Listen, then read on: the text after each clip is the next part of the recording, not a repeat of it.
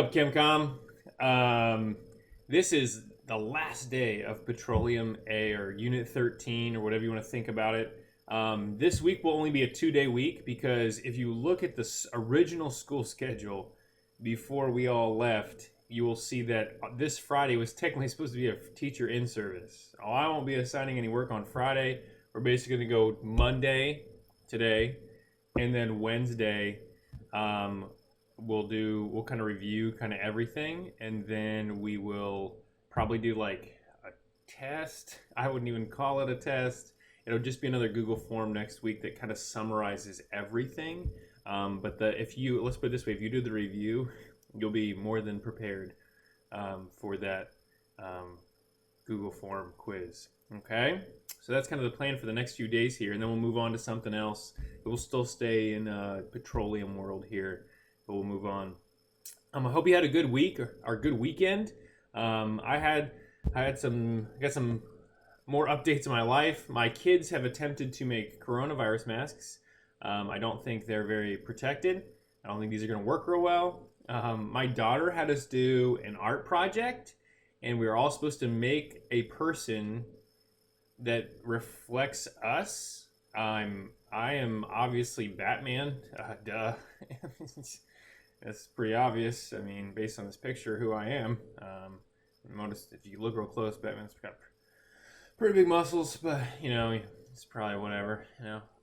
No, but in all seriousness, we slung some mulch. We threw some mulch all over the place. A lot of it, like 5 yards of it. We made a new raised bed. We're gonna grow some strawberries and corn down on the farm, and we've just been having a pretty good time here this week. It's been warm. It's been nice. So we've been having a pretty good time.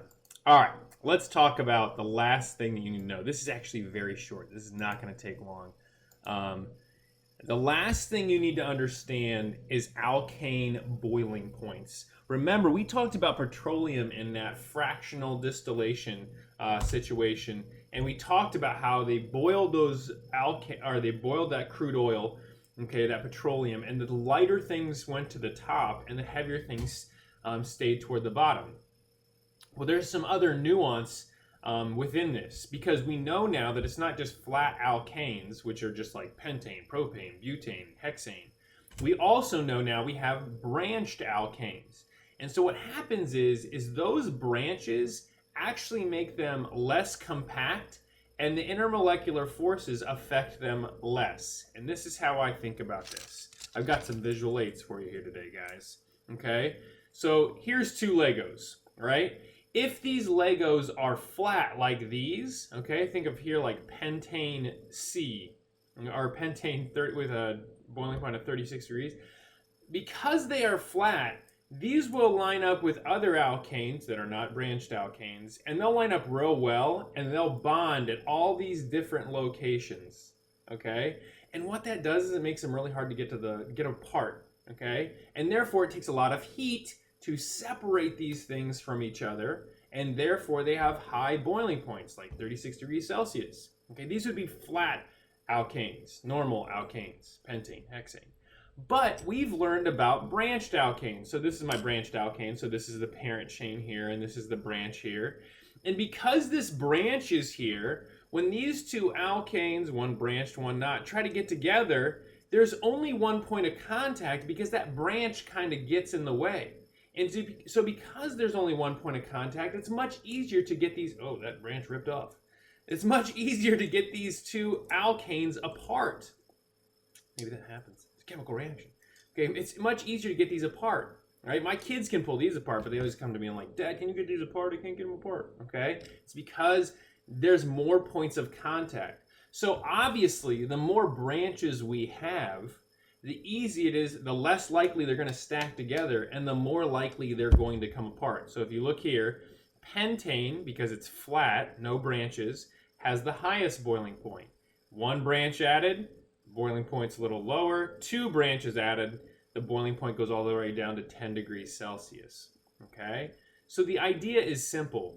More branches, lower the boiling point. Okay? Here's another example. These are both straight alkanes, but you can see because this is longer, okay, there's more chances for intermolecular forces, and therefore it's more likely that these will stay together. And we know this because what boils first?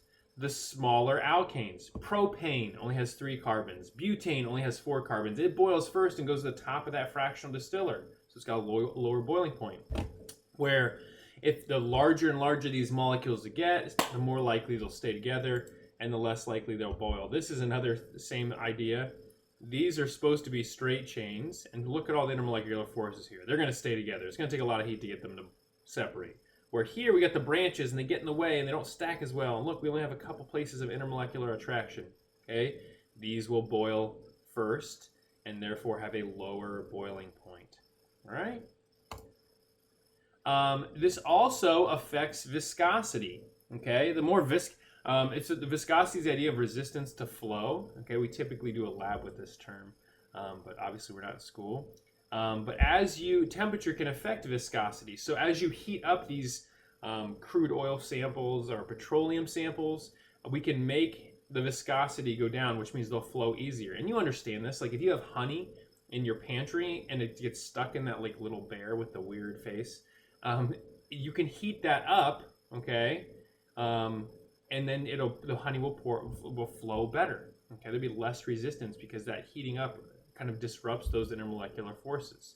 All right. Water has very, very low viscosity, and chocolate syrup or heavy syrup would have much higher viscosity or resistance to flow. Okay. Remember, it's not its ability to flow; it's the resistance to flowing. So heavy syrup would have a high resistance to flow. It does not flow easily, where water flows very easily and therefore lower viscosity. Okay, so how does this have a practical, like what's one example of a practical way this applies to real life?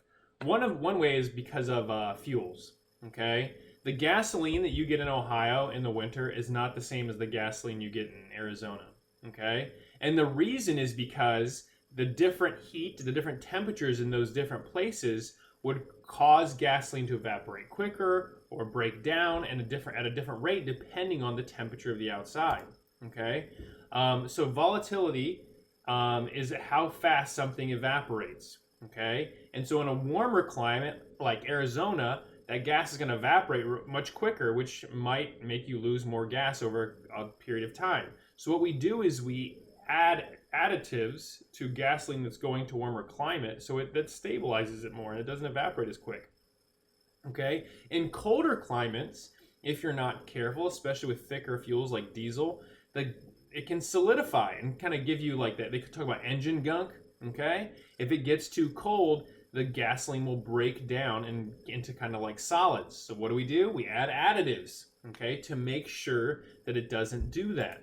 All right, so all of these things in viscosity, volatility, it's all based on molecular structure and how well those alkanes are stacking together, okay, and whether they're branched alkanes or not. So the idea is the shape of these molecules, it affects the properties, okay? That's kind of what this whole segment is about here. It affects viscosity, affects boiling point, volatility, and how it evaporates, okay?